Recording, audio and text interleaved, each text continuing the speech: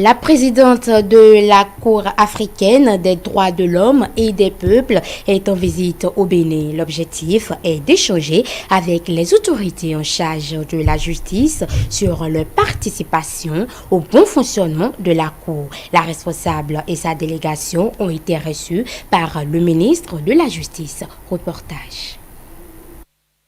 C'est une tournée continentale en vue de l'amélioration de son fonctionnement. La Cour africaine des droits de l'homme et des peuples discute de son avenir avec ses États membres, parties prenantes dont le Bénin.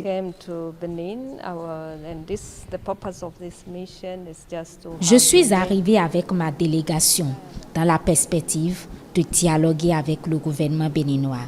À cet effet, j'ai eu l'honneur d'échanger avec le ministre de la Justice sur plusieurs questions, notamment l'amélioration de la participation des États membres au fonctionnement de la Cour. Notre pays n'est pas à la traîne en ce qui concerne les droits de l'homme, mais plutôt un exemple à suivre selon le garde des Sceaux. Vous savez, notre attachement aux droits de l'homme et au respect des droits de l'homme, nous sommes précurseurs en Afrique.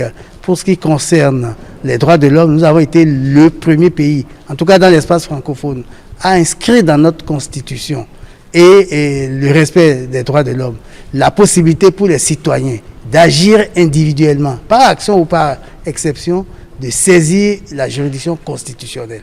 Les premiers juges de cette cour ont été élus à Khartoum au Soudan. La présidente réside et travaille au siège de la cour en Tanzanie, tandis que les 10 autres membres y travaillent à temps partiel. Nous avons ratifié la plupart des instruments internationaux qui se rapportent aux droits de l'homme.